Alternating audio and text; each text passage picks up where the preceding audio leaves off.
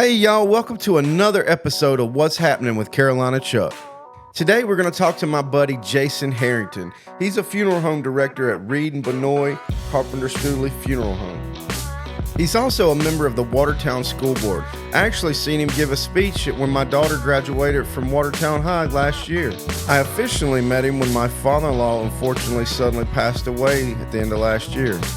He was very helpful and compassionate, and we clicked right away. So check out this episode as he brings to light some interesting facts about the funeral industry as a whole and our local Watertown school district. When we're from the area, you have no reason to care who I am whatsoever. So the compliment goes to you. Well, like I said, dude, there is a weird thing that, I don't know if it's a weird thing, but I don't know how to explain it. Like, I feel, I'm not weird hippie, but I feel like energies and connections and vibes, that kind of thing, you know? It's like one of the nicest compliments I've ever got. Yeah, I mean, like, awesome. I don't know what it means, but when I met you, the first time I saw you, my oldest daughter graduated, and you gave a speech. Yeah. I didn't, I'm like, oh, hurry up. It was good though. It was good, but it was hot in that in that room in there. I'm like, all right, let's get it. She's got a W for a last name, so I'm like, come on, this is gonna be forever. But it was awesome. It was awesome. But that was the first time I saw you. And then obviously my wife's dad passed away, and then I saw you there, and then I put two and two together. And then you told me some wild stuff, and I was like, that is interesting. And that was like, you were the very first local person I had thought, and I'm like, I got to get this guy on this podcast thing I'm doing, because that was some wild stuff. But I remember. How did you get involved in the funeral business? So I have a weird story, but it's also really regular. So I graduated SUNY Potsdam, no plans. Mm-hmm. My dad was a fireman. My mom's a nurse. I came home, wasn't going to go for higher education. I honestly, at that point in my life, had a biology degree, and I was like, well, I'll probably just be a police officer or something, because Excellent. I've got some corrections in my family and things like that. I was working as a lifeguard at North Pool. I'd been a lifeguard with the city for like 5 or 6 years. I came home one night, turned on HBO, and there was the show 6 Feet Under. Yeah. And I just watched it, and it's obviously about funeral directors and their day-to-day lives. And I watched one episode, and the next day I applied to SUNY Canton, and I got accepted in their program. And 2 months later, with no on-the-job training, I'd been to one funeral of my grandfather in 1998. I'm going to SUNY Canton to be a funeral director, right? That's my plan. Horrible plan. And I'll tell you why, and then I'll rewind. What I was going to say is that had I done my research, I probably wouldn't have gone, because preliminarily, the show, just like lots of shows, are nothing like the profession. Yeah. Like, if you watch 6 Feet Under, they have funerals, but the funeral directors being portrayed are like never on call. Yeah, they're like, we're waiting on your phone to ring right now. That's right. I mean, they're at the beach, they're on vacations. It's very different. So anyway, let's rewind. I go to SUNY Canton, and my mom and dad go to calling hours at Reed and Benoit, where I currently work. Mm-hmm. And the owner, Bill Stoodley, who is probably the biggest influence in my adult life. I couldn't have asked for a better role model. But my mom says, hey, guess what? Jason just enrolled in mortuary school.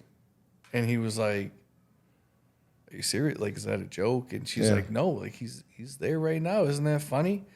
He's like, well, it's not funny. What is his phone number? Yeah. And the next day my phone rings, unknown number, and I answer, and it's my boss, Bill Stoodley. And he's like, so you're really in mortuary school? And I was like, yep.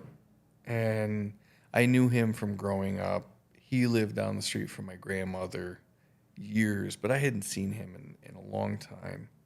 And he was like, well, here's the deal. If you come home this weekend and every weekend thereafter while you're in school. When you get out, you'll have a full-time job. You don't have to have an interview or anything. And that's what I did. I went home that weekend. I met him and the other people that worked there at the time. Now, none of those, the same cast is there other than Bill. But it's crazy how life turns out, because especially in a small community like this. Yeah, so a TV show like really inspired that, right? And one funeral. It did, and I mean, if you think back to what you said and what I initially said about being a police officer, being a funeral director, with the exception that we don't carry guns, there's a lot of similarities there. I think that you are dealing with people at their most vulnerable, at a very dark time in their life, and they're honestly just looking for help. Yeah. And I think whatever I did, going back to my original thought process, I knew that I wanted to help people, but more importantly, I knew I wanted to help people in the city I grew up in. And I wanted to speak on that because you were really like it was a wild, really wild. I mean, it wasn't what happened with us was sudden, right? And you were a big help. You know what I mean, for my wife's family and everything, because she'd text you and you respond right away. I mean, that was awesome. I think you did a good job with that. I don't, as far as like, I want you to know that. You know what I mean? It's awesome to hear. You know that you have a good family that you've married into. Yeah. And they're great people. So it came very. Hey y'all, it's Chuck. I want to say something on behalf of the Reed Benoit Carpenter Studley Funeral Home. There you'll find a professional, compassionate atmosphere with experienced and understanding staff that will help you during the loss of a loved one. Be cool and look cool this summer when you get your glass tinted by Shaggy. Tell him Chuck sent you for a 10% discount. Yeah, that happens often, but when you have somebody come in like you, and I told probably 5 people tonight at a board meeting, I was like, I've got to go on a podcast after this with Carolina Chuck. They're like, dude, I hear that guy all the time on the radio. So it's remarkable in the short amount of time that you've been here, the name that you've made for yourself. And the one thing that you did well is you picked a family to work for that is bar none, and that are very much like you. Or they care. You know what I mean? They really do. He comes in, Charlie will come in the dealership, he'll shake hands with people. And I keep saying he shakes hands with people, but he literally comes in. He wants to say hello. He wants to remember people from every time they've come in. The people have come in from, they've been doing this 50 years. Yep. And the guy I work for, Frankie, he's the same way. I mean, he wakes up every day at 5 o'clock like me. We go to the gym, and he's innovative. This family is going to be around for a little while, Which is crazy. Yeah, which is crazy, and I'll tell you why. When I grew up, very active, kid who didn't sit still, right? Kid who just talked all the time. In fact, my grandmother was my lunchroom monitor at Knickerbocker School. Oh, really? Yeah, my K through 3. Now it's K through 4, but K through 3 back then. And she would come in, and every day I had gotten in trouble pretty much, and I would have to sit out for recess. But that was what type of kid I was. And then, like most of us do when we get to high school, that all curbs itself. And I didn't get in trouble anymore. But it's funny to think, in this year at opening day, because I talked to the faculty on opening day, I outlined about this kid who just could not stay out of trouble and got referrals and was just overly active and always in trouble for talking. And I said, and then he grew up to be the president of the same organization. Oh, wow. And I said, so just remember, and the reason really would be that I had a teacher of mine, a music teacher, take an interest in me, and that's sort of what I'd been seeking, somebody who really believed in me. Russ Fonts is his name. Gave me a lot of tough love, taught me a lot of life lessons, a lot of the success that I've had was from my time around Russ. But I told the faculty that. I said, when you have that kid, you can be the person who in 25 years, they're praising you in front of all your peers. And it's real simple. You just have to do what you signed up to do. You know, and we're fortunate in Watertown to have phenomenal educators. I've always felt that this is school district of choice, not just that you have to go here. You know, I think the school boards have always listened to parent concerns, but I think that we had to do a better job at listening and giving the community a voice. And I think that we adapted and we did that. And knock on wood, right now things are okay. And I think things are calming down a little bit. But for whatever reason, school boards have always had a reputation that things are hush-hush and done behind closed doors. And whether that's true or whether that's not, I'm not going to debate that. Right. But I do know now that we have 2 chances for people to come and speak at our meetings. Very open line of communication with emails. Our new superintendent is in constant communication with anybody who calls them. And I think that's just the way of the world now. That's what's expected. Information flows much more freely. You have to be transparent. Hey, y'all, it's Chuck. I want to say something on behalf of the Reed Benoit Carpenter Studley Funeral Home. There you'll find a professional, compassionate atmosphere with experienced and understanding staff that will help you during the loss of a loved one. Be cool and look cool this summer when you get your glass tinted by Shaggy. Tell him Chuck sent you for a 10% discount. It changed. I mean, how did you decide, like, hey, I'm going to do this and I'm the man for the job? For the school board? Yeah. It was almost, given my history, like almost a joke. So I run the first time. I didn't even know. I'd never been to a school board meeting. I don't mind saying that now because I've been on for 5 or 6 years. I didn't even know what they did. I just knew that I wanted, again, To get involved, Yep. get back to the community that gave to me. So the first time I ran, I got a 1-year contract, or I got a 1-year seat, somebody who'd stepped away, because I got second place in that election. 2 people ran, I got second. Go figure. And then I did that, and then it came time to re-up and get a full-term seat that was available. So I ran, and that was the year that COVID hit. So we had mail-in ballots, and that was the biggest election, I believe. Well, I don't want to be misquoted. It was a big election. Yeah. And I won that one. Nice. And so then I got 3 more years. And then 3 more years was up, and I was like, this feels good. Let's do 1 more. So that was last year. And now I'm going into my 2nd year of 3. And I've had moments where I'm like, man, why? Why did I? Yeah. Because you know what life is like with kids. Oh, yeah. You know, I have 2 myself with my job. I've always said that the funeral industry is sort of like having a baby that never grows. Because when somebody calls, it's just like a baby crying in the night. You have to take care of it. Right. It's not anything that can be put off. But I like giving back. When I think back to my time at Watertown, I have nothing but fond memories. Having gone to college and talked to a lot of people, not many people can say that. Yeah. And I want to be a part in contributing to somebody else saying that. I think that was a part of your speech. Was it? I remember it sounded familiar. I don't know. I think you wrote that down before. See, that's the thing. I've only got 5 things. I just put them in different orders. Yeah.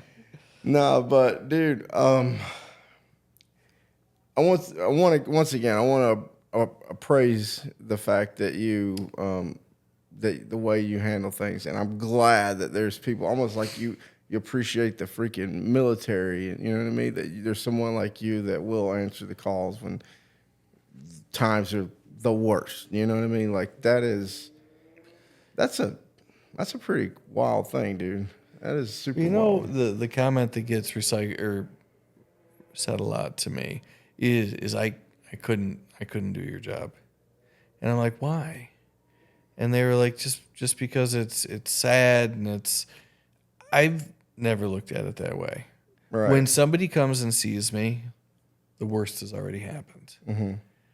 I understand that there's been a death, but they've come to terms with that. Mm-hmm. When they're seeing us, it's 100% my job just to make things better. How can I help you get through this? I always think like nurses and doctors have it way worse because they have to Yeah. deliver the news Right. that somebody's not going to make it. When they see me, I don't even have to say why they're there. They know. Yeah. Yeah. But this goes back to working where I work and my boss. Now I'm going to go on a tangent about the funeral industry. I just had continuing education because we were forced to take continuing education to keep our licenses. It turns out that in the next 10 years in the United States, over 2,500 funeral homes are going to close their door. 2,500. And we don't have a ton to begin with. What? 85% of our workforce in the funeral industry is over the age of 55. And the most shocking is that this year in the United States, it's estimated that only 600 people will graduate from mortuary college. That's not in New York. That's in the United States. The crazier part of that is that 1/3 will not see their first year through. So 1/3 of 600 is already gone.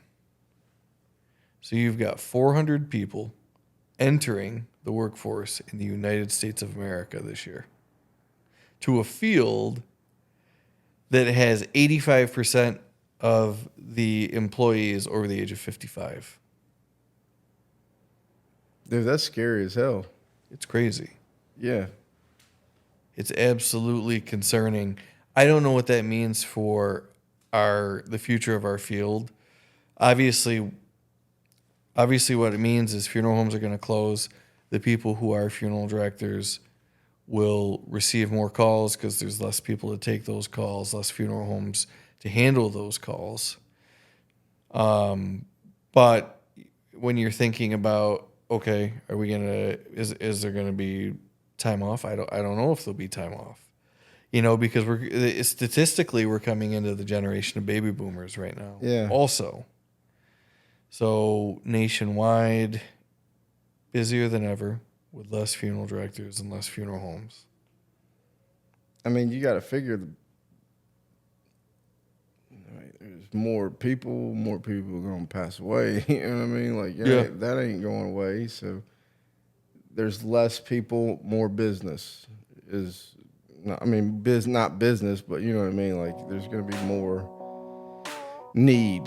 Yep. You know what I mean? That's pretty freaking crazy, dude. Hey, y'all, it's Chuck. I want to say something on behalf of the Reed Benoit Carpenter Studley Funeral Home. There you'll find a professional, compassionate atmosphere with experienced and understanding staff that will help you during the loss of a loved one. Be cool and look cool this summer when you get your glass tinted by Shaggy. Tell him Chuck sent you for a 10% discount. You think about, just the numbers. And we house, we have students come from SUNY Canton. In the summer, they have to do a practicum for 6 or 8 weeks. I don't remember which one, but I've had, I think, 7 or 8 students come over. I've been with my funeral home, Reed and Benoit, for 18 years. Over that time, 7 students have shadowed us in the summer. There's only one person of those 7 that's even still involved in the funeral industry. I talked to Tyler Clemens. He's got his own show with NBC too. Yeah. He's wanting to do a thing where he goes around and kind of talks about jobs that are available. Maybe I'm gonna hook him up with you. He'll do like a show, maybe kind of pitch it, Yeah. I don't know. I mean, that would be a great one, right? Yep. Well, I used to do the job fair, the career jam. Yeah. And that's tomorrow. Every year that I went, there were all these businesses. Mine was, I always had students backed up. And the first year, there's like 20 kids waiting at the booth at JCC. And I was like, oh my gosh, look at all this interest. Mm-hmm. But it wasn't. It was just to ask like the most disgusting questions they could think of, and then walk out as high schoolers do. And that happened that exact same way for 3 or 4 years. Yeah. And I finally was like, maybe I don't come anymore, because not one person from there went into the funeral industry. Man. But I do think that there's a way to pitch it. I really think that there's going to be a need in New York State to make a position. I don't know what you'd call it, but almost a funeral tech rather than a funeral director, where a funeral tech could take a 6-month course or whatever that looks like. Yeah. And they could make removals from like places where people pass away. Because right now in the state of New York, if you're a funeral director, you're the only person that can make a removal from a hospital, sign a body out from a hospital. You're the only person that can sign legal documents, so funeral itemization or like a pre-need contract if somebody's planning their funeral ahead of time. You're the only person that can embalm. So everything, like if you think of the medical field, all right, so we've got doctors, we've got PAs, we've got techs, we've got nurses, we've got all these things. But then if you take the funeral industry, everything associated with that can only be done by a funeral director. Well, I appreciate that. Graduation's in about a month. I just like with anything in life, I have to be inspired. A lot of the time, I think when you were there, I think that I touched on the book, The Places You'll Go. Yes. By Dr. Seuss. Yes. Yep. And that I could tie that all in because my history teacher gave me a copy of that when I graduated, and then I got to pass it along to the graduates. I need to be inspired about, so I can't just get up there. I'm just not the type of person. I have to dive in. Yeah. I can't just dip my toe in, and I have to really fully believe in what I'm saying. Yeah. So to answer your question in the most roundabout manner, if between then and now I'm inspired and I find a reason that I think people would like to listen to me, then yes. My I guess you'd say my middle daughter, she's in 9th grade this year, and you met her at the funeral thing. Talks a lot, dude. She is exactly like you and I were in school, dude, just to talking. Like everybody likes her. Yep. But gosh, she can get in trouble for talking. She was asking me if I could get some extra snow days for her. Yeah. Yes, She was. I like her. I told her I was going to talk to you tonight. She was like, "Look, you just cut the lights out, so switch it with me, and I'll ask him all kinds of stuff." I was like, "Oh my god!" But look, dude, we're gonna get this thing wrapped up. But I appreciate you coming in, and I appreciate the honor of being here. I think that you're going to be wildly successful in whatever you do because you're very likable, and it was a privilege to be here. Yeah, I appreciate that, dude. But this is going to air probably about the time of graduation, so, whatever. But cool. But, dude, yeah, we would get together and hang out sometime. Absolutely. All right, appreciate it. Absolutely. All right, y'all, appreciate y'all watching. Thank you, Jason, and everybody over at Reed and Benoit Carpenter Stooley Funeral Home. And look, if you want to check the episode out again, it's going to be on YouTube, the Carolina Chuck YouTube channel. And you can stay ahead of the game. I pull the entire interviews off and put them on my podcast. You can find them wherever you find your podcast. Stay up to date with what's going on at my Facebook page. And then come see me at FX for a Honda. Y'all be good. Peace out.